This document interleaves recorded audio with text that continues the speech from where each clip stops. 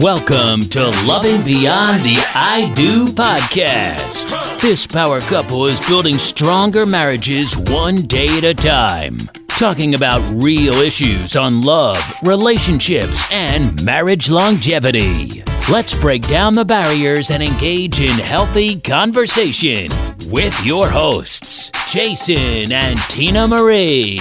Take a seat and buckle up because things are about to get real.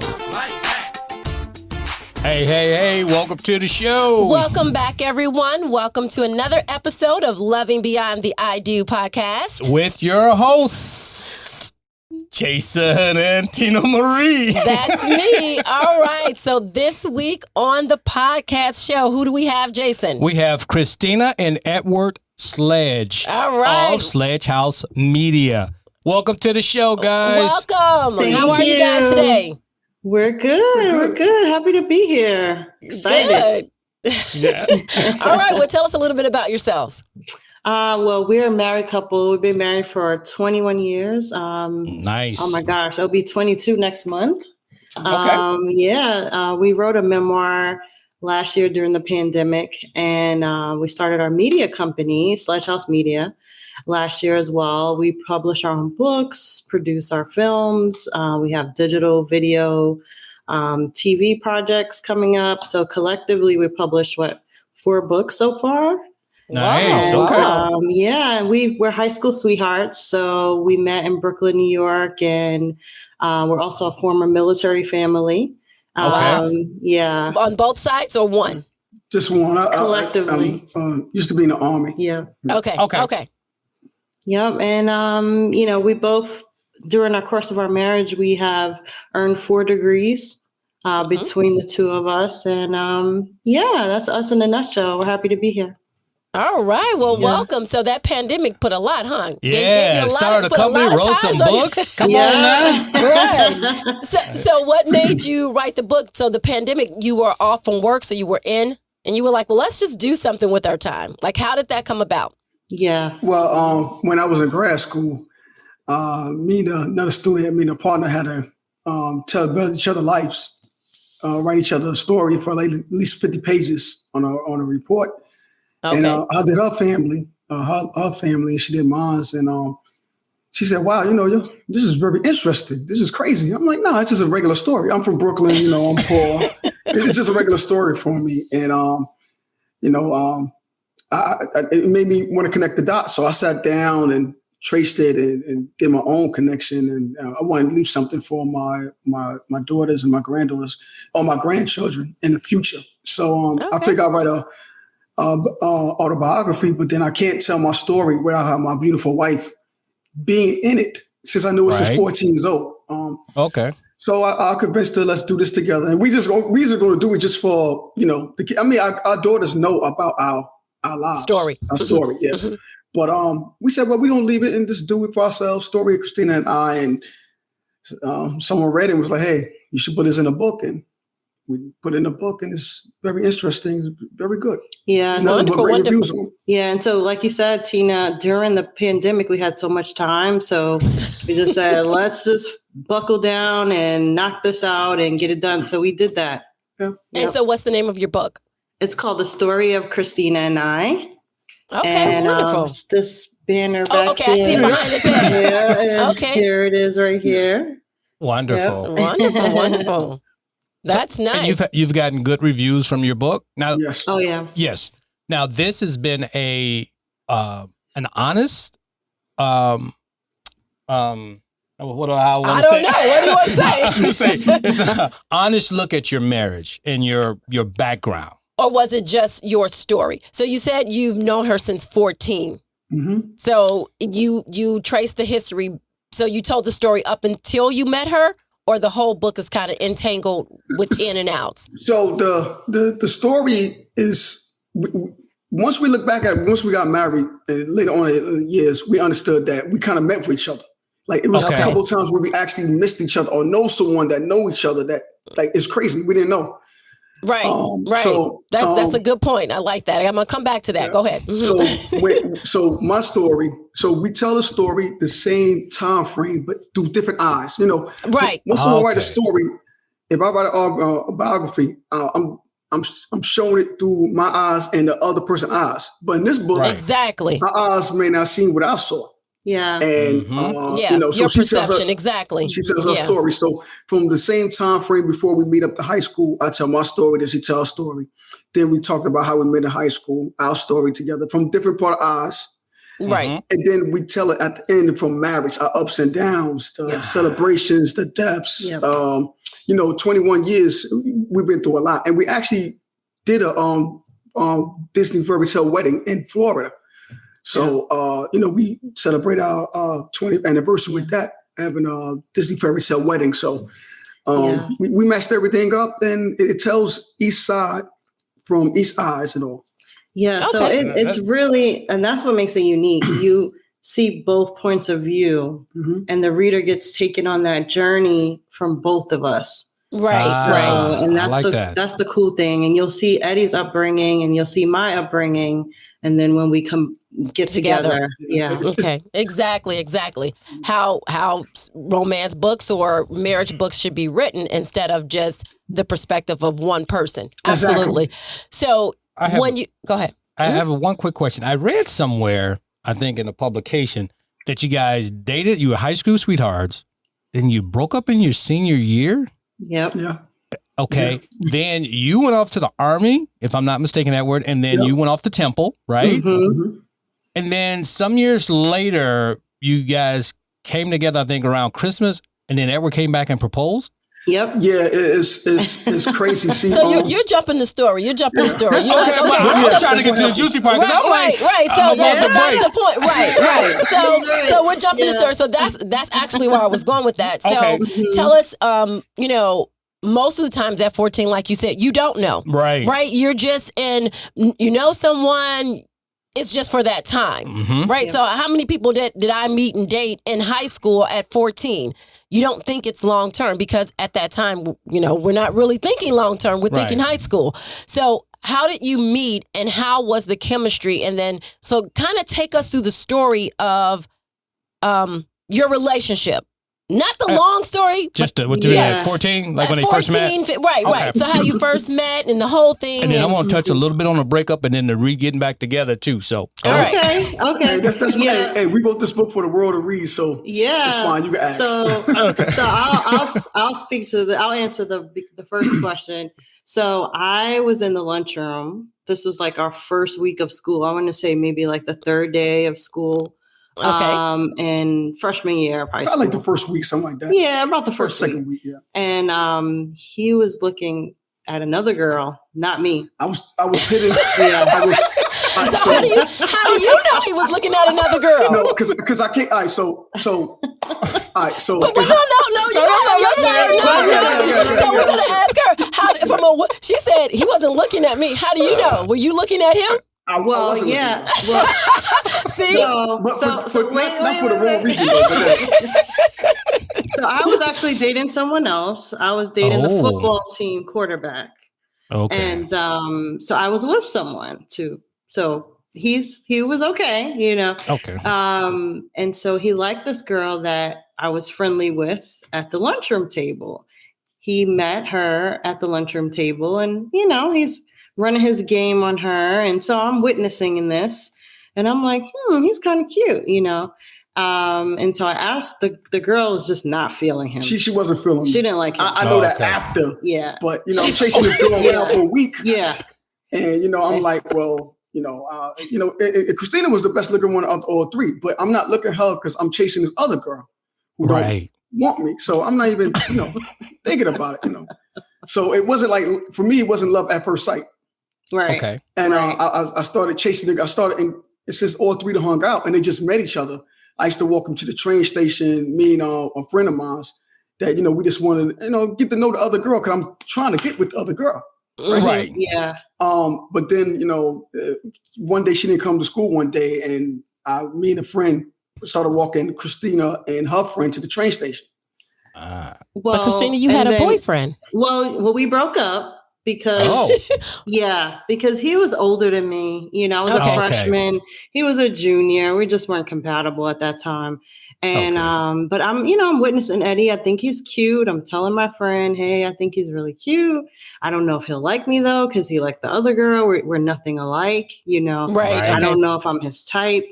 And so I sent her to ask him, when we're walking to the third friend. You said the third friend. Yep.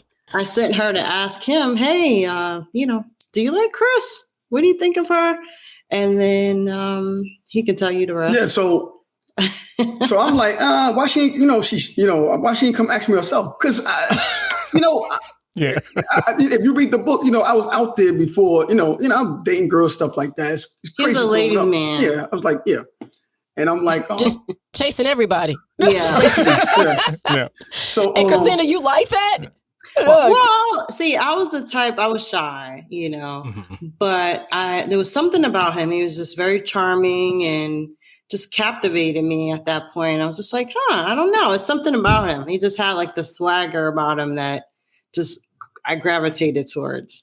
Okay. Yeah. So I said, so you said, why didn't she ask me herself? Yeah. And so how did that go? And a friend was like, she's shy. I'm like, she's shy. Like, who's shy? This is the 90s. No one's shy. I'm from the projects. So I'm like, shy. This doesn't happen. So she said, yeah, would you go out with my friend? I'm like, I looked at Christina. I'm like, okay. Yeah, okay. I'll do it. And ever since then, I've been chasing her. Yeah, so he was kind of reluctant. So it wasn't love at first sight for him. Love at first sight. Because he was still trying to get the other one. He didn't like the fact that he was turned down, so he was still chasing the other one. Yeah, and she didn't like him. Because I asked her, I said, what do you think, if I start dating him? She said, oh, you can have him. I don't like him.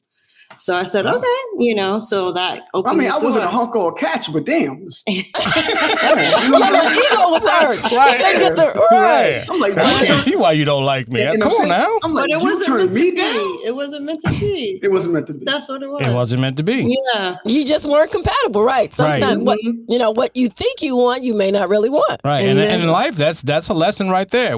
Sometimes we're chasing that dream of the thing that we really want, and God doesn't really, that's not for us. Or chasing that relationship that's not supposed to be, right. And you're trying to make it work. But right. But you got the right one. All right. So you guys started dating. Yeah. He gave it a shot. And then he was head over heels after that. He was. Yep. It was. So what made you become head over heels once you started dating her? She was probably different than the other girls, right? She was definitely different. She was definitely different. She her style, her voice, even the phone number of our house was like, wow. When I saw her on call ID, I was like, wow, this is crazy. Everything about her. My father liked her. My friends liked her. It was just something about her voice. She was smart, honest student. Even to this day, she impressed me. So, yeah. Good. I've been chasing her ever since. So how long? So you dated for how long since then? And how was the relationship then? So at that time, we dated for about almost a year, maybe two. At that time before we broke up. Like we say in the book, she broke up with me first. I broke up with him first because my father wasn't having it. He was like, "This is getting too serious, too quick." Sure. And no, so we ended up breaking up. And I didn't believe it. I'm like, come on, your father. No parent's going to tell their child to break up with someone. And they do it, right? Yeah, and they do it. Because you wouldn't do that. You wouldn't listen to your father, right? No. I like this person. I'm going to date this person. But that's what made her different. But that's exactly what made her different. Her parents and her respect for them. Yes. And that's the upbringing. And so she broke it off. So she came to you and said, my dad is telling me to break it up with you. And you're like, what? Yeah. Give me the truth. Nah, that was phony baloney there. Yeah.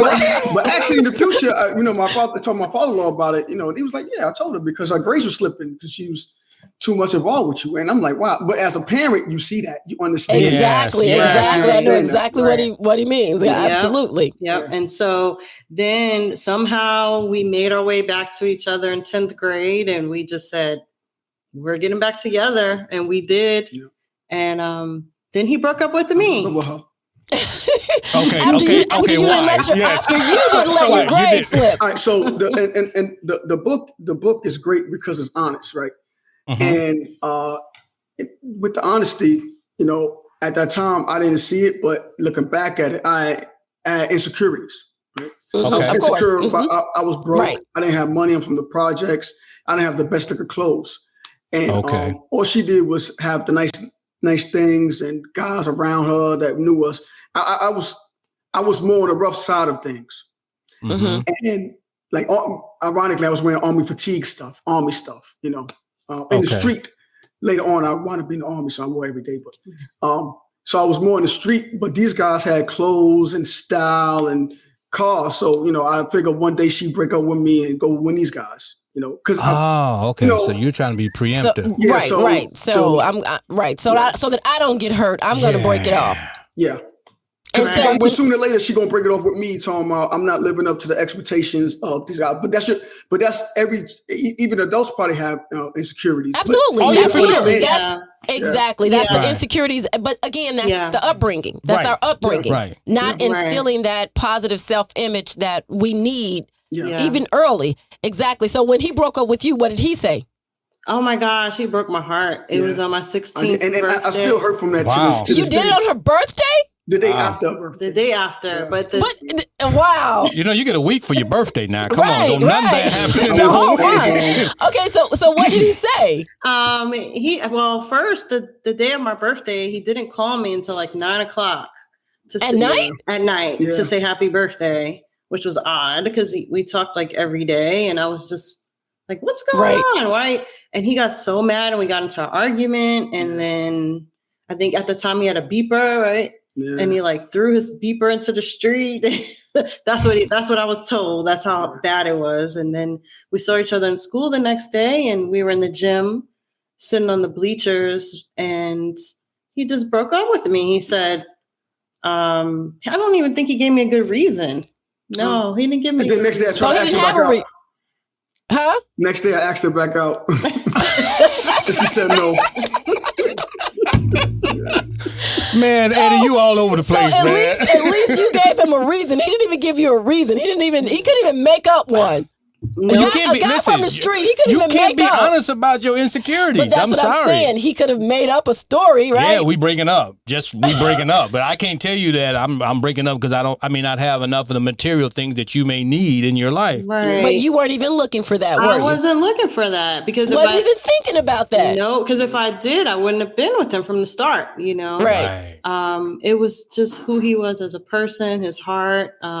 He treated me like a queen. He would bring me roses to school, interrupt roses in class, and interrupt the class, and bring it in there. The teacher to smile at me. I'm like, I'm bringing this to my wife, and roses. I was smooth with it. I was thorough.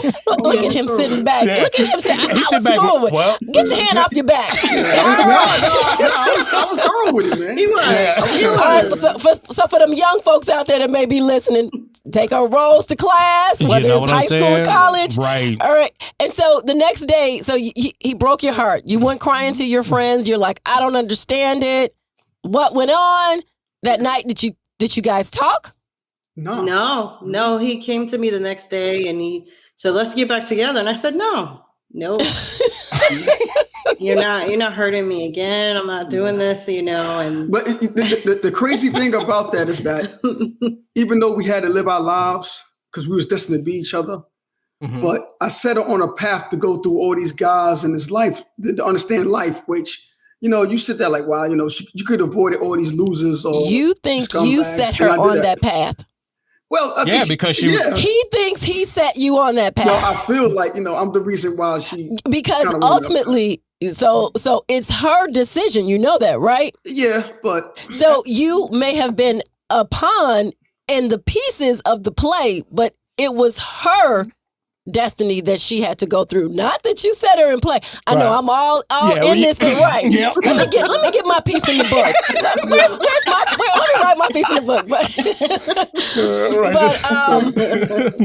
Okay, so you got back together. So what made you change your mind? Because first you were like, no, but in your heart you was like, we didn't get back together. Yeah, not in high school. Oh, really? So she was serious. I was serious. But you really hurt her feelings. I made him chase me. But we were seeing each other where we was with different people. Oh man, that's heartbreaking. You were still around each other. Yeah, because they're in school and now they're trying to date other people. And he would come pick me up after work. I had a job and after school, and he would come pick me up just to make sure I got home safely. And so that's what he said. That's what he said. I know. You know what that reminds me of this guy, right? So he's going to make sure that he stays in the picture just enough. Right. So your mom needed to go some places, and I was free, so I took her. So you just going to stay in the picture. Okay. Yeah. All right. Yep. So you graduated high school. But he broke your heart. So you must have. So you just didn't. Even though he picked you up and all those things, you just didn't give in. No, because she wasn't going to get hurt again, I guess. No, I said no. You're not playing these games with me. Yeah. But we still would. We knew we loved each other, even though we did that. Like we went on a date 1 or 2 times, but I said, no, I'm not going to get back with you. I went off to college. I met someone else, and he went off to the Army. Okay. Yep. And so what happened? So now we fast forward to where we meet again. All right. So like I said, in the book, we explain everything. So it's beautiful when you read it. It's like, wow, this is crazy. So I'm in the Army. I'm doing my thing. And something happened where I didn't supposed to get Christmas leave, right? So me and a couple of guys went to a club, got messed up, and my Christmas leave was about to be suspended. So I wouldn't have to go back to Brooklyn. Now, my father always played a major part of my life. My mother died. My real mother died when I was 6 months old. My stepmother died when I was 13. Sorry to hear that. So my father, even though he was a Rolling Stone, he was one of the greatest men I ever knew. And looking back at him, when I wrote the book, I understood what he was doing. He was educating me, teaching me streets, everything about life and everything, who to love and who not to love, and the do's and don'ts. And I listened and then I didn't listen. So, but of course. Yeah. But for some reason, and the connection is I always stayed. Her younger brother, Antonio. He was going to our high school. See, I broke my leg playing football, so I had to stay another 6 months. Okay. And I knew a little brother when he was 10 years old, when he was dating. So he came to our high school when she left. So I had to be his protector. I had to show him what's going on. Cause I was still there. Show him the ropes. Okay. Yeah. So he stepped hanging out with me and stuff like that, hanging out with guys I knew. So that was our connection. Sure. There so we go. For some reason, my captain comes in and say, hey, we're going to let you go for Christmas. So I tell him, and he tells her family, which I was still connected with, like saying hi and stuff like that. And she was on vacation. She was in college vacation in Brooklyn that week. And I went up there, and then my father, he told a big giant fib. Well, before that, wait. Before that, and on my side of things, I just got out of a really bad relationship, and I literally was praying on my knees to God to send me a good man. And this was December 22nd, right? Okay. 1999. And my mom called, like he said, and told me that Eddie was in town for Christmas break. And I was on my way there for Christmas break.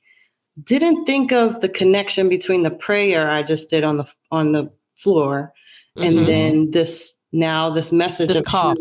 Right. So we get there and we see each other. My brother was hanging out with him. And, we said, okay, let's try to meet up while we're on break together. That's all we're doing. Just meeting up. Sure. Right. Yeah. Right. That's it. Just have like a date or something. Yeah. And then now I got a car. I got a gold chain. I got some clothes. I got some money in my pocket. Yeah, you got some money in your pocket. You feeling good? I got you. Come on, I can come pick you up. Let's drive. Right. Yeah. I love that. I ain't insecure at that time. Hey, I got it now. Yeah. And I was impressed. I got a job. You know what I'm saying? I was more impressed not by the material things, but by his maturity by this time. Okay. And most guys around that age, they had like really like sporty, fast cars and stuff like that. He had like an old school, like New Yorker, like smooth type interior. And that's the only thing I could afford at the time because I didn't have credit. Yeah. See, she didn't know that, right? But she was impressed. She was impressed all the same. Hey, you got to work with what you have. That's right. Yeah, I just thought he showed maturity with that. Right. And that was attractive to me. And then, you want to take it from there? Yeah, so, growing up in Brooklyn, it's so many places to do in New York, right? But it was cold, so I'm like, now I got a car, we don't have nowhere to go. So I said, well, So when we broke up, I previously had a relationship and I have a daughter. Now I have a 6-month daughter. Staying with my father. So I'm like, well, and she knows, Christina knows my father. So I was like, well, let's go back to my house. I introduce my daughter and we spend time together. I mean, we're not even thinking about marriage because I'm in Georgia. She's in Philly. We're not thinking how this is going to work. You know, we're not even thinking about it. So and we were dating other people. We were dating other people. Yeah. Sure. So we go down to my father's house and my daughter's mother's there. So me and her go in the back and we start talking and not arguing, but we started talking because we're not together. Okay. So and if anyone know my father, he's like a matchmaker. Yeah, but he's like a instigator, like not instigator, but he can make stuff happen for some reason. Okay, all right. So he goes. I didn't know this until after we got married, but he goes up to Christina. He said, "Hey, you know, if Eddie asks you to marry him, and I've been there 4 days that vacation, and he never asked any girl that I bought there, any girlfriend I was with that time, the same question. Okay. So it was meant for him just to only ask her. He didn't know she was coming. Okay. So he asked her, you know, if he knew you were confused. He was trying to help you direct your path. He's like, you're not going to make this mistake again. Right. I want you to, you know, you seem like you're all over the place, son. So I'm just going to help you out here, right? This is the one. And you know, as a parent, you know that. Absolutely. Absolutely. Yep. And so his father asked me, you know, hey, you know, would you marry Eddie? If he asked you to marry him? If Eddie asked you, would you say? I thought he was just kind of like joking, right. You know. And I said, yeah, sure. You know, I was thinking maybe years down the line. And it's the same reaction I gave when our friend came ask me, do I want to date? I'm like, yeah, sure. Sure. Yeah, sure. All right. What's the harm? Right. Okay. Yeah. And so his father took that information back to Eddie. So later on that night, he goes, hey, my father's raw. You know, my father's raw. And he was like, hey, you know, old school people, they never get their whole names right anyway. So he used to call her Christine instead of Christina. You know, no matter how many times you sound Christina, you know, he's right. Christina. I know. Right. You know, he said Christine. Yeah, old people do that, right? Yeah. So what did he tell you? He said, hey, Christine, and then this is what he said. He said, Christine told me that if you ask her to marry her, she'll do it in a heartbeat. I'm like, really? He said, and I'm not even thinking about marriage, but I don't want, if you put it like that, if she's serious, I can't let this woman out of my life. Right. I said, she told you that? He said, yeah. He said, yeah. That, you know, that is heartbeat. If you ask her, she'll say yes. I'm going to ask her. So later on that night, we got together and I asked her. So your dad really knew you. He knew you really well. He knew exactly what to tell you to make you do what he wanted you to do. All right. Yeah. So when did you ask? That same night. Christmas Eve. That same night. So you don't have a ring? I mean, you just was you on a promise? I mean, like what? You didn't need a ring? Okay, go ahead and tell me about this because you got me all into this part right here. It's Christmas Eve. Yep. And you're still at his house. Mm-hmm. It's the same night. Okay. Christmas Eve. Yep. Right. Same night. Yep. And so you guys are just spending time together. Just spending time together. And then later in that evening, after his death and planted the seed and watered it, what do? He said to me, hey, would you marry me? And I said again, yeah, sure. Yeah. I'm thinking it's not serious. I'm like, because I had a couple proposals prior to Eddie. Okay. Guys asked me to marry them, but it was kind of like in the heat of the moment, you know, something you say or whatever. And so I didn't really take him seriously, but I said yes. I did. I said yeah. And I took it serious from there. He took it seriously. Well, once my father told me that, every girl that I dated or anything like that was out the window. I'm like, okay, she's serious. I'm gonna ask her. We're running with it. Then. Okay, so you asked her, and then what happened? So how did it happen?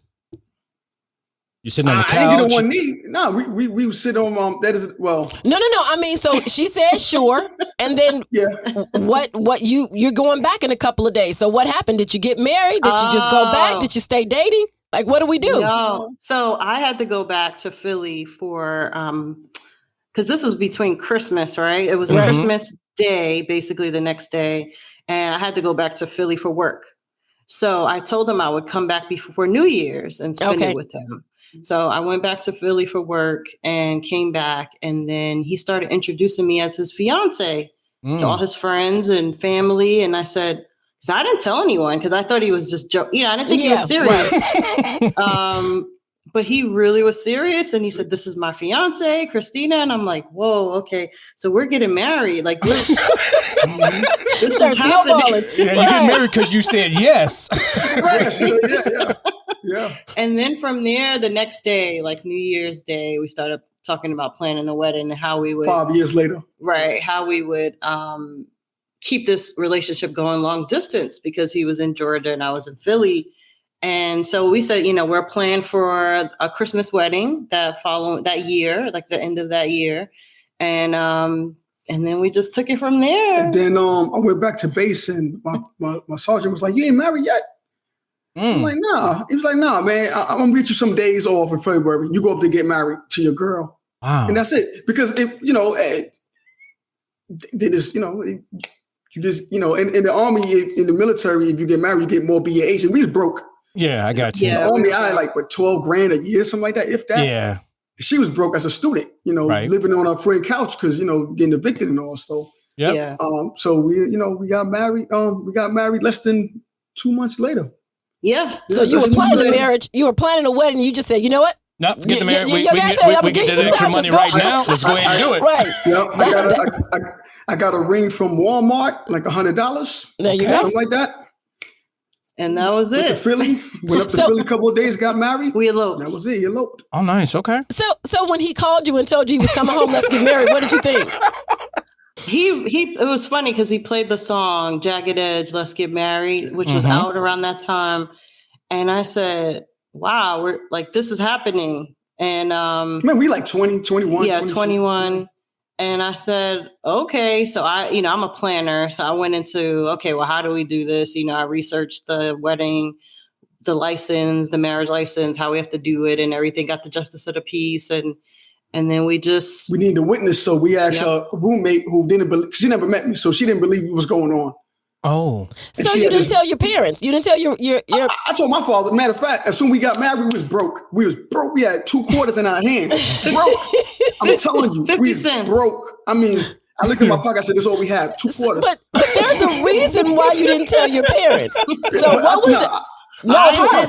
I didn't tell my parents because my father, he was very old school. Yep. Wanted to walk me down the aisle, and he would have said no to me anyway. No, he wouldn't. He'd probably been like, "Well, this guy has no." Well, now it's so I had something. He knew me. Yeah, he liked it. My father. Well, you had $2, bro. Come on. Yeah. What do a young man do when he broke? They call their parents. So I call my father. Like, hey, I just got married. He said, oh, okay. So him and his girlfriend sent us $50, and we ate KFC that night. Our first dinner, and never looked How back. beautiful. First dinner was KFC. Yeah. So, but as a parent, as a mom and a dad, when did you tell your parents? And I know they were heartbroken because that's not what you think of for your daughter. Not that they didn't, you just, and then the fact to do it without them. Right. And at the time you're not thinking about it, but as you know. Right. Yeah. Mm-hmm. So when did you tell them? See, I don't want to give the rest away because it is in the book. Okay, we don't give away. Yeah. Okay. They was upset. Yeah, I'm sure they were. I'm sure. If my daughter called me, we would be too. Upset now. We have a daughter that's around that age, and I would be heartbroken. Exactly. But the thing is that when you're that age, you can't see it because you're not mature enough. You're thinking for the moment. You're thinking in emotions. You're not thinking of the future. You just don't have the wisdom and the knowledge to think about your parents. You're kind of being, well, I know my dad wouldn't want me to do this, or I don't want to be talked out of it. So go ahead. You're following the person that you love, but we just don't have that wisdom as an adult and as a parent to kind of go into. So I'm sure they were heartbroken. Yeah. So, you know what? I'm just going to say this to the listeners. You guys got to get this book because I'm all in. I'm sitting on the edge of my seat. I want to find out what's going on next. So you got to get this book. Where can you pick up the book at, guys?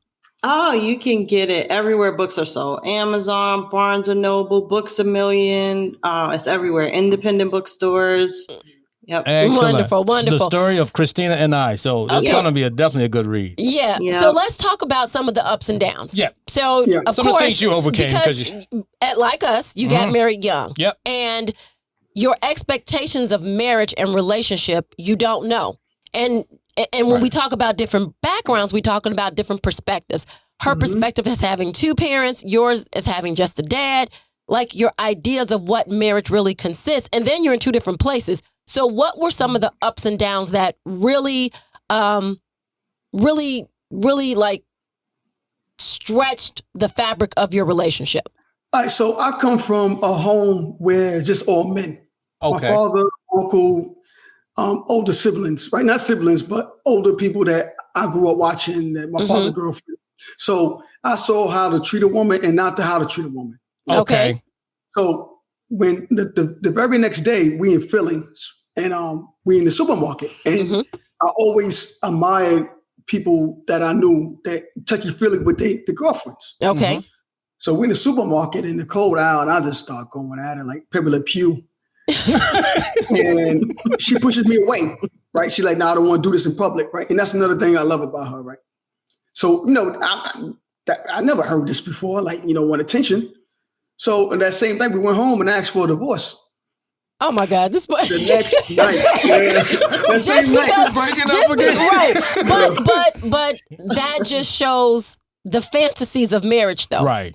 Yeah. Right. What we envision it to be, and we make it our reality. And when it doesn't become what we want, then we automatically right. This can't work. You gave it one day. Probably less than 24 hours. And so, what did you say, Christina? I said, no, we're not getting divorced. That's not happening. The sensible one. Okay. So I just want to know, were you that calm? Yes. Okay. Yeah, I told them. I said, we're not doing this. Yeah, I said, no. I said, I was like, damn, come on, man. No. Because I told them, I said, I'm a lady, in the street, I'm a lady. Yeah. And at home, it's a little different. Right. Yeah. I got you. But I grew up with I didn't have chances to grow up with women in my home. Okay. So I'm not seeing, a two people marriage. I'm not understanding. Right, exactly. And that was my point. Right. Yeah. You're not seeing how marriage should be done. Absolutely. Yeah. Because you said, you're only coming from your perspective and your upbringing. Yeah. Okay. And I grew up in the old school. So my father listening to the old Jays, he's listening to Marvin Gaye. So I grew up in an era where I'm listening to my father's music, the 70s, the 80s, stylistics. And you're creating your own idea from what you see. But she's growing up in a different era, same age, but she grew up in a different household with more hip hop and stuff like that. So the timing of us, we weren't the same on the same page. But that first 2 years, man, I think I broke like TVs, VCRs, printers. Yeah. So you had an anger issue. Yeah, but we never lived with each other. So we never lived with each other, so we didn't know each other. No, okay. So all this stuff is coming up to the surface. All this stuff is coming to the surface. Right. Yeah. So if you were still in school, so what did you do? He continued to go to the Army, and you guys still separated, and you were married in still two different places. And then when did you come and live together?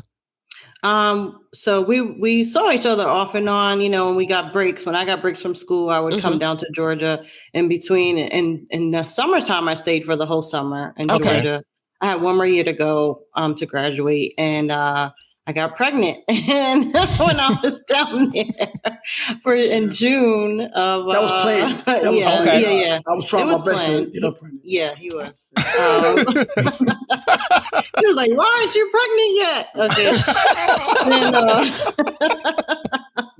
And then I found out I was pregnant in August. I had one more semester to go. Okay. So I was living on my one of my good friends, her couch. Okay. While we were trying to go through this transition period, he got us a townhouse down in Georgia. So we had a house and everything. He was just waiting for me to graduate and come down there. So Thanksgiving, right? Yeah, Thanksgiving came, and I was supposed to come down, spend Thanksgiving with him and his family at our house, and then I decided, okay, I had like 2 more weeks of school left to do my finals, and then I just said I was so pregnant. I said, I can't go back. So I didn't finish right away. I didn't finish my degree. I had one more class to go. And that December, I just stayed. And then 3 months later, our daughter was born. Okay. So, yeah. We became an Army family. Yeah. We were Army family. All right. Ups and downs. So how many kids do you guys have? 2. 2 girls. Okay. Two girls. Okay. Yeah. So now you stayed. And now you're living together.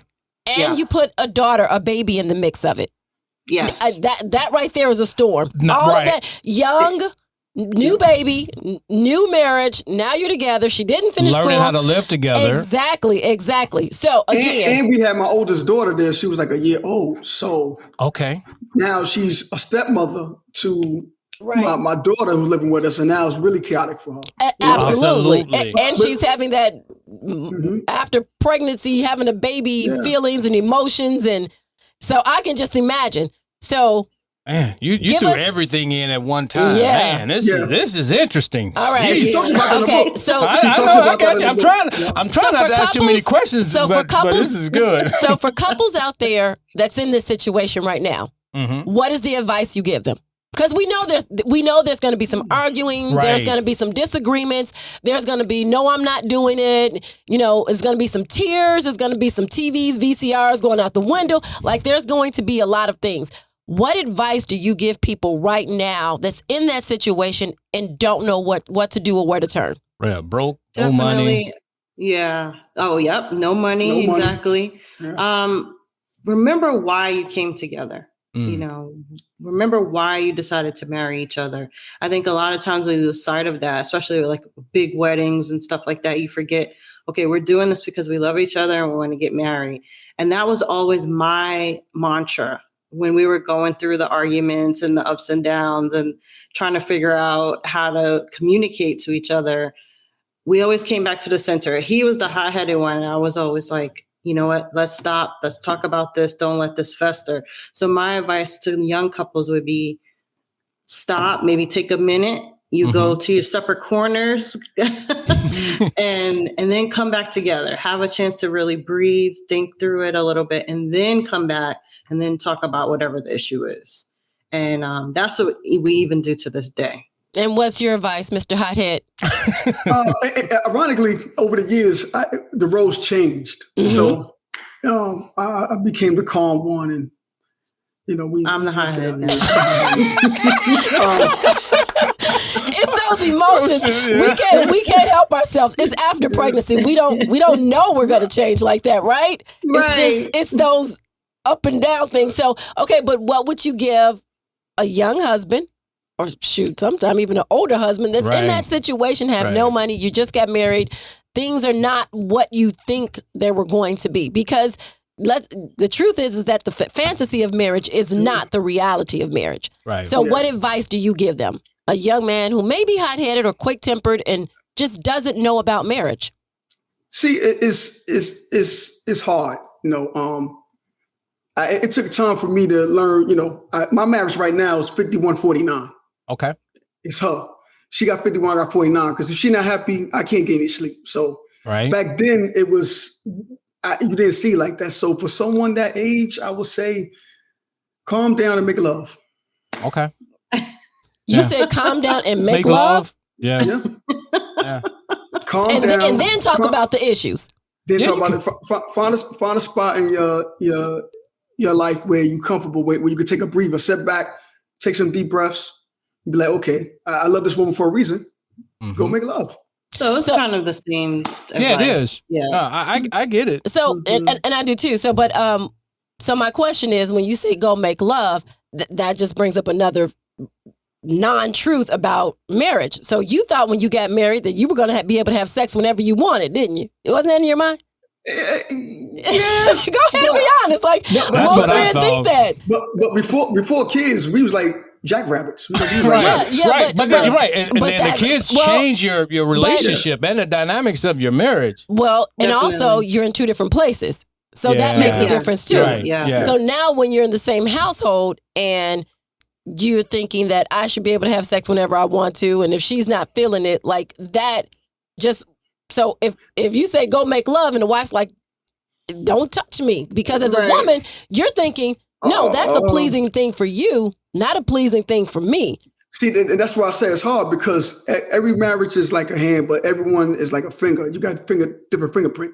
What worked for me, that's what I did. What worked for me, it was a way that she fell in love with me being charming. So I guess my charming self came to her and was like, look, let's just stop this, start kissing, yada, yada. It may not work for someone else. Right. But as a young man at that time, that's what I did. And even to this day, I just love touching her skin. So it was just common for me.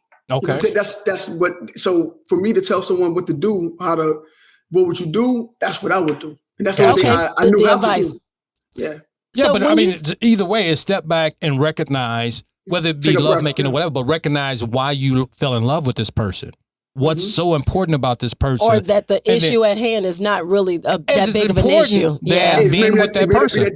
Yep. Right. Yes, exactly. Right. We have a tendency in marriages, even now, even people who have been married years, to, as my motto is, don't major in the minors, right? It's really something minor, and we're making it bigger than what it really needs to be.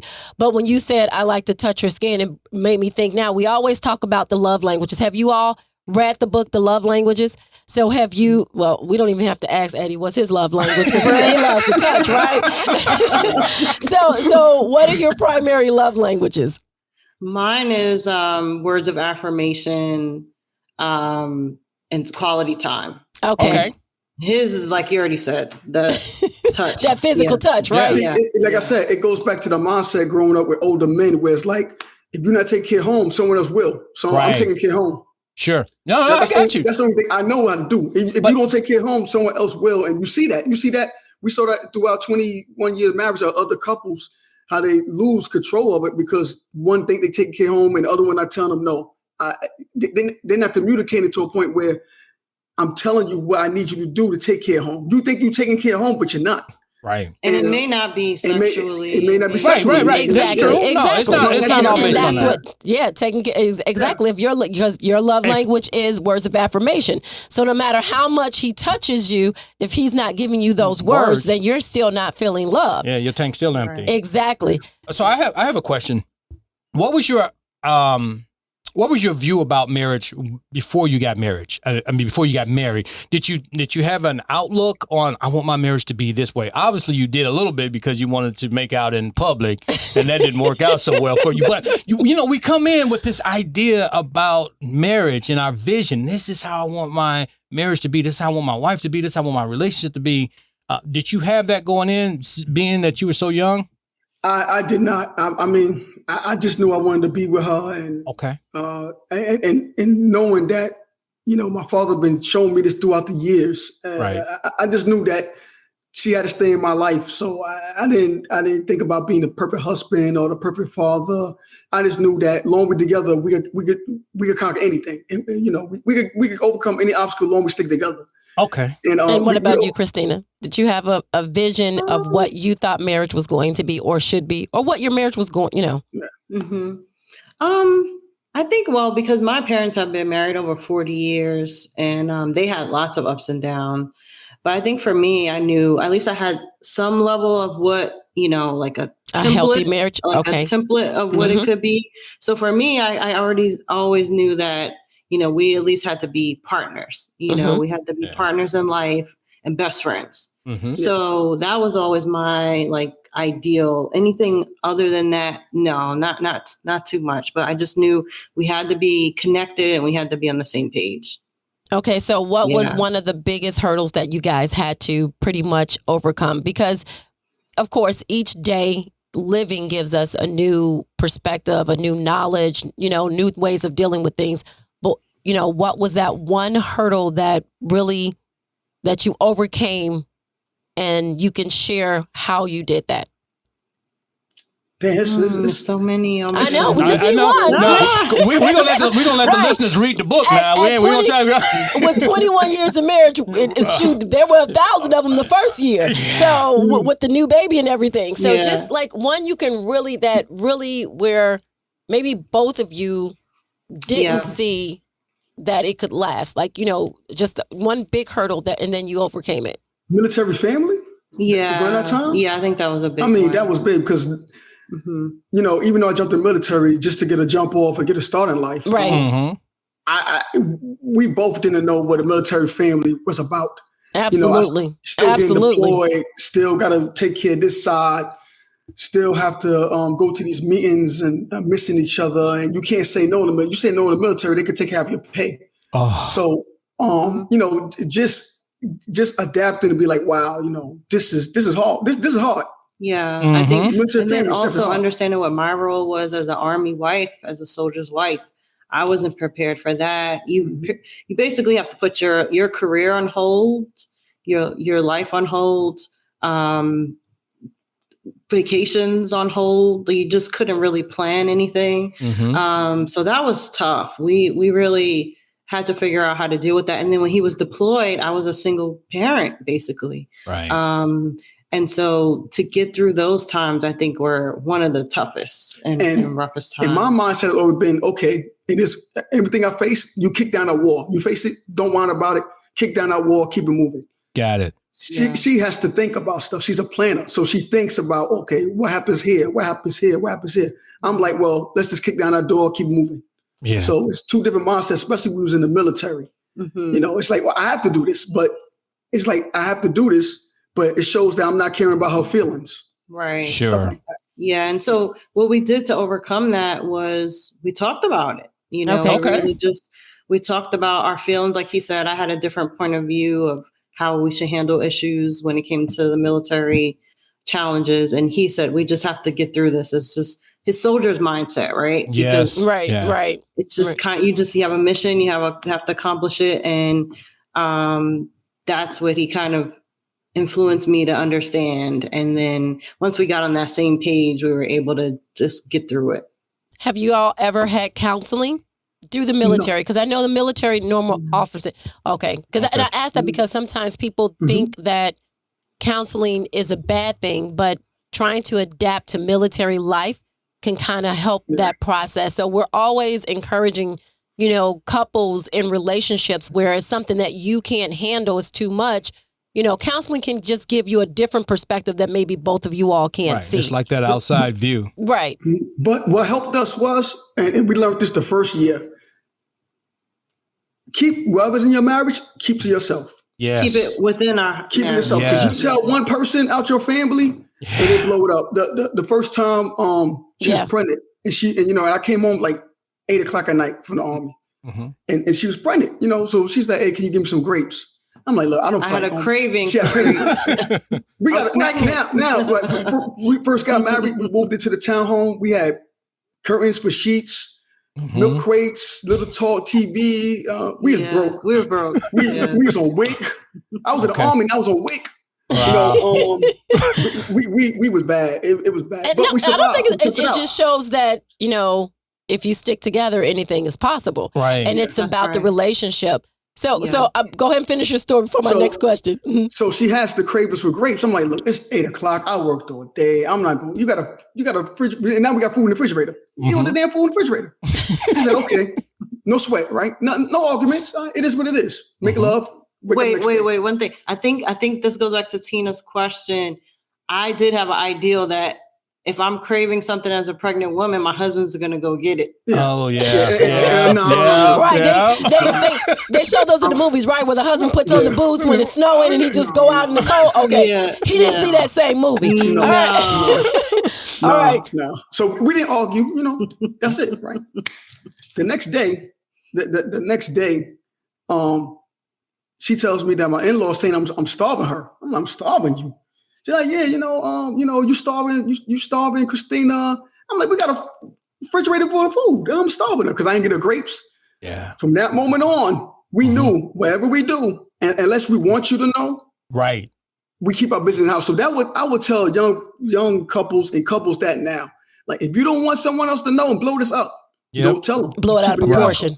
Right. Out of proportion. And you know what happened? They don't forget on the outside. Absolutely. So when you come around, they be like, oh, y'all all tight now. Oh, and they don't have the love also. Yeah. They don't have the love and the forgiveness either. Right. They're just seeing it through that person. Right. Yeah, they still remember that spat that you guys had. Now you all tight and everything. And believe me, when family get together, they like to bring that kind of stuff up. We don't ask mommy and daddy for extra money. We don't do this. We don't do that. We tighten up. We tough it out. We find a way. And we got to push back a bill. We push back a bill. Well, in the beginning. Yeah. I got it. I got to do what you got to do. Right. You got to do what you got to do. But I'm not going for outside help. No. So do you all think that you can have a happy marriage? Like you can be married and happy? Oh, absolutely. Well, I'm happy every day. Right. Okay. And so I asked that because you ask a lot of people, and we're testimony to it too. We believe that you can be happy in marriage, but the perception is that once a person gets married, that the happiness is gone. Oh, no. So do you think it's a choice? So what do you do to continue? And that's the whole purpose of this podcast, right? So marriage in itself is a separate entity in which we have to start realizing that we have to one, understand it, one, work at it, and not like a bad thing work, but the maintenance of it. The reality, like you said, she has to be happy. I'm happy. So what do you do in creating a happy marriage? For us, it's always been supporting each other with new goals. Take the back seat when you have to. We change off who has the driver's seat when we need to. Okay. If he's working on a goal, I'm supporting him with that goal. If I'm working on a goal, just like with our degrees, we took turns. I went back to school. I finished my degree. Then it was his turn to get his degree, and so that's how we did it. And we always keep it fresh with, new things to do. We love learning new things, doing new things together, traveling. So we always know that we're going to change as people, but we support that change as long as it's a positive one, right? And change together, right? Change together. Yeah. Yep. I think that just knowing this loving this woman, like I say, I like touching her skin, so it's like I just love this woman. I mean, we go through some headaches, ups and downs. Who don't? But I'm not leaving. I'm not getting divorced. I'm happily married. I tell people all the time, when people ask, "Are you married?" Nah, I'm happily married. There you go. Married. Exactly, and that's my whole point. That it's a choice. It's a choice because we can choose. Right. Yeah. Right. And we're each other's best friends. Yeah, we're each other's best friends. We have a 10-second rule where we know. And it 10-second rule, we kiss for like 1 to 10 seconds. We know it's going to the next level. So that keeps things exciting. Keeps things, passionate. All of that. So, and we renewed our vows twice. One at 15 years. It's in the book, and then that's when we actually had a real wedding. We actually had our first real wedding. Okay. And then when we went to Disney World for our 20th anniversary, we also renewed our vows. So that all of those things to just kind of keep reigniting that flame, keeping that flame alive, rather, is what we do. Yeah, we got times where we want to be like, go in your corner, leave me alone. But yes. Yeah. And we give each other space. We do. And no matter what, we always sleep in the same bed. So no matter how angry you get, I'm not sleeping on the couch. I'm not paying money for a house. Couch. Do you get those grapes now? When she asks you for grapes, do you try to go get those grapes? Yeah. I get the wrong grapes. She sent me to the store. I get the wrong grapes. Then I gotta go back out and get the right grapes. Because you didn't take the time the first time to say, now, which ones do you want? But you learned that, right? So when she asks you, you're like, okay, which one, what color, what brand? Yep. Right? Yeah. He'll do a video call. Is this it right here? Exactly. I think the worst thing to do is to go grocery shopping or go pick up something from the store. Don't have your phone, and you have to make a decision. Like, I don't remember which brand to get. Nope, the video helps out a lot. Yeah. And the other thing, Tina and Jason, we laugh every day. Yeah. Like that is something that we love. Comedies, we love just joking with each other. So that's another thing that kind of keeps us, happy. That's just how we are together. Good. Yeah. And I think that helps. And I think the big part is just finding things that you love to do together. I think that's a big part of not growing separate. Right. Right. So something that he enjoys, we have to enjoy doing things together, growing together, and making the marriage, really molding it to our own who we are. Right. Not trying to follow a blueprint of someone else's marriage.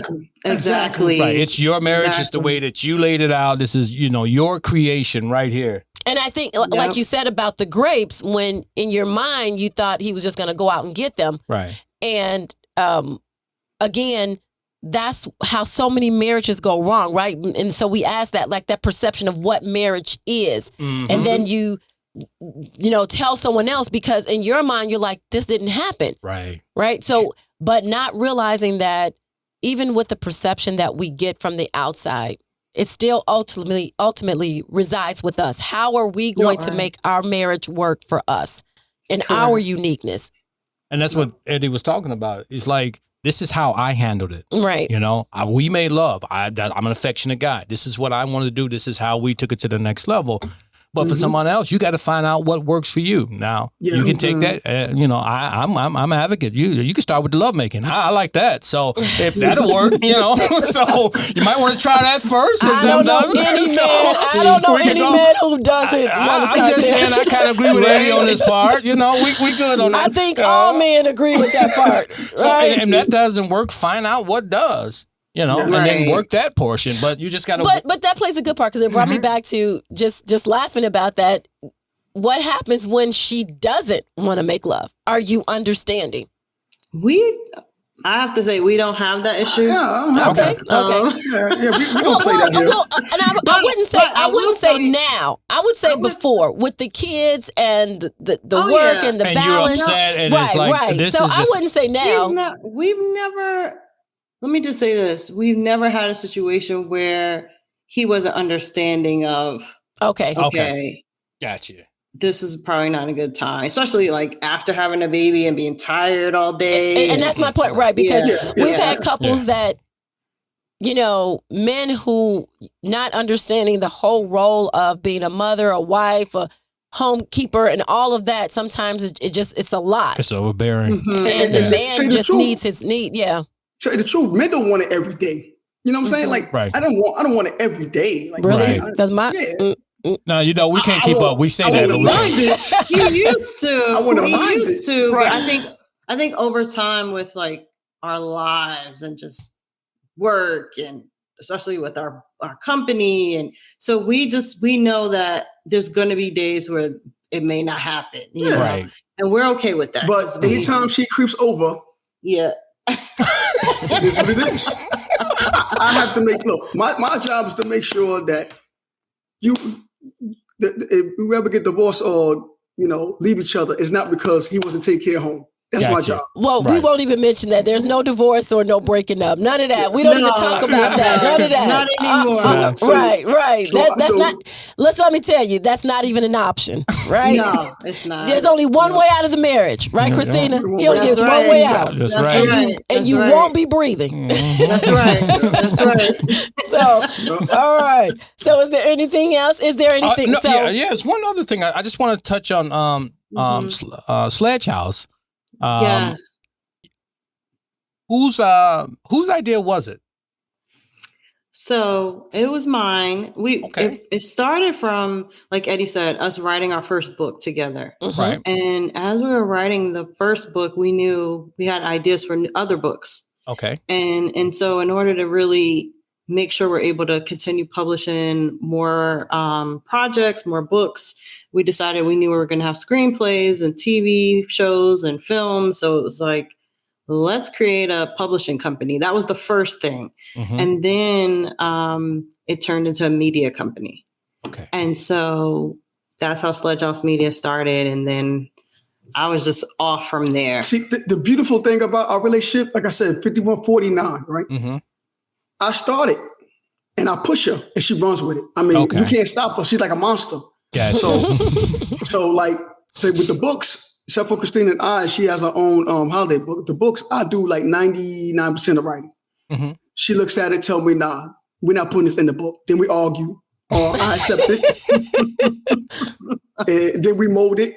After that, we understand what we need to fix in a book. Then we go from there. So I create it and I push her and she just runs with it. Like I can't stop her. So I just enjoy the ride. Yeah. So he's the head writer. And then I'm the publisher, the marketer, everything business related. That's me. And then, so we kind of figured out what our roles were even in the company, There you go. Yeah. And so it's a team, it's a partnership. We figure out what our strengths are. And if in marriage, if you know your role and you accept your role, it's much easier. Much. Look, my role is to take out the garbage. Mm-hmm. Okay. My role is to back you when you need it. Yep. Your role is to move forward or get us here. Mm-hmm. Once I accepted my role and she accepted her role, we knew right there we could take off. And that's with the company, that's with our marriage, and that's why we stick together. And I think with marriages that are thriving, it's because we understand it is a partnership. And we have to kind of look at marriages the same way we look at businesses, understanding what gets us from point A to point B without thinking that it's, we have to argue about it or disagree or be unhappy. Understanding it's a partnership. And like you said, as soon as we accept whose role is to do what and stick by that role, then it makes it a whole lot easier. So how you feel when you do all this writing, Eddie? And she goes, "No, we're not putting this in the book." Oh well, that's the so it's crazy. They argue and then he rewrites it. So it's crazy. So in the book, and Christina and I, being honest, I didn't want to write 2 pages in my life. I was scared to write pages in school and all that, essays, or anything like that. So and, I didn't want to do that. And one time, I think I was a freshman, and I wrote a 3-page paper. She had to read it, and she was like, "In college, mm-hmm. And she was like, we were married. Yeah, we were married." Yeah. She's like, "Hey, this is a 5th grader. You write like a 5th grader." And I got mad. I'm like, "Okay, I'm gonna show you." Yeah. So ever since then, all my classes I took, I had to write 10 pages, or 20 pages, 50 pages of essays or thesis and all that. And she's impressed. So I never set out to write any books or any fiction books, anything like that. But now I do it and I can't stop. It's like, nice. It just keeps flowing. Now, when I put it on paper and she reads it, she loves 90% of it. Okay. And then the other 10, she got to tone down, but it's the way that she talks to me. Okay. Like, I'm not putting this in. This is, look. It may not be finished, but come on. So I learned to have to be sensitive to a writer. Yeah. Sure, I got you. To his art. It's crazy. Any other time, you don't have to be sensitive. But when it comes to my art, you can tell me in a different way. Okay. We got to take this out. Don't just come at me like my stuff is trash. It's not trash. Yeah. So she learned that. So now I say, we're just going to tweak this just a little bit. And boy. Keep his ego intact, right? Right. Wait, hold on. Well, see, he got all this creativity flowing and everything, and when he put it on paper, it's like, hey, this is it. Now we can tweak a little bit, but this is okay. Yeah. I get it. Good. That's the way to take care of it. I like that. But again, it's the way to communicate, right? You have to communicate in business. You have to communicate in your relationship. And just understanding the flow of communication. Right. Yeah, absolutely. Exactly. And I'm sure Eddie, you don't like every idea that Christina comes up with in the business. And you're like, well, I think we might want to look at doing it this way as well, I chip in my 2 cents, but, she doesn't shoot it down. She just goes, help me with it. And I got to help her with it. So. Yeah, exactly. Yeah. But that's what a partnership is. Everybody knows their roles and everybody chip in. Or everyone knows each other's strengths. Right. And we work on those strengths. Yeah. That's the biggest thing. Exactly. Right. So we accentuate each other's strengths and work on the weaknesses together. That's exactly what it is. That's exactly what we do. Yeah. All right. So tell us one more time the name of your book, where they can get it from, and your website, and how they can get and in your touch media company. with you. With Instagram, Facebook, wherever you're at. Just let us know. All right. Well, I'll take this one. Yeah. Marketing expert. Yeah, you're the marketing person. Come on. Give it your best shot. This is our first book, The Story of Christina and I. This is available Amazon, everywhere books are sold, Barnes & Noble. You can also get it on our website, sledgehousemedia.com. And we also have a fiction romance mystery, which is Ricardo's Collisions. And this is very steamy. It's a great page turner. This is also everywhere books are sold and on our website, sledgehousemedia.com. And we just released a holiday book, but now, we're past the holidays, but this is about planning for the holidays, entertaining for the holidays. So you can plan for next year, holiday entertaining with Christina, same place on our website. And then we have a new book coming out, which is Andre's Confessions in April. And this is part 2 to Ricardo's book. So this is we're not playing. I got No, you're not. And then finally we have a essay. This is called Our Marriage. If you just want, a short a short read to learn about marriage, how we got through the ups and downs. This is the book for you, and this is on Amazon. And what's the title of that book? It's called Our Marriage, an Essay. Okay. All right. Wonderful. Yeah. So that holiday book, does that help people deal with the stress of the holiday? Yes, I have planning tips in there. I have a master's degree in event management, and I'm a certified event planner. So I give you all the tips and tricks for making it easy and stress-free.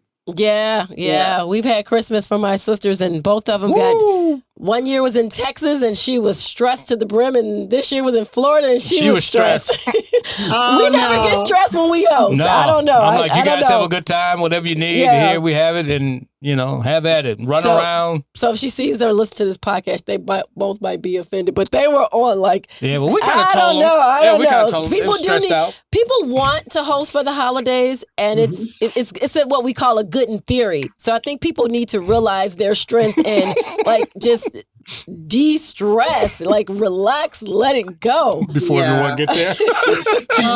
You need a certain skill for that, and I don't have the skill or patience for that, but she does. She loves the holidays and all that stuff. So and I have a checklist in here, just like planning like a month in advance for Thanksgiving, for Christmas, all of that, so to make it really stress-free. All right. I don't think it's the planning. She's pretty good at planning. I think it's the people. It's the people. It's a good idea to have everybody together. Right. And then when you do all these planning and then it doesn't go that way, right? So we're supposed to do this, and this, and then people change it at the last minute, and so somebody didn't come in, they didn't make that event, and now but you're it's upset. all great. All right, it's all great. Well, thank you so much. We truly, truly, truly appreciate having you as our guest. Thank you so much, Christina and Edward. Yes, please go out and grab the story of Christina and I. It was a fabulous read. Just by the stories and the conversation we've had so far. I mean, like I said, I'm sitting on the edge of my seat wondering what's going on next. And do you all print do you publish other people's books? Not yet. Okay. We want to get our feet on the ground and start running, then we carry people on our back. All right, sounds good. All right, Army man. Yeah. That's right. Don't leave no man behind. Right. Those stories that relate to it, right? Everything. Right. Okay, so absolutely. Well, I think that wraps up another episode of Love Beyond the I Do. And as always, we're in it to win it. Thanks for listening to this week's episode of Lovin' Beyond the I Do podcast. Head over to iTunes to subscribe and leave a review. Follow us on Instagram and Facebook at Legendary Relationship, or visit our website at legendaryrelationship.com. Till next time, remember to make every day count.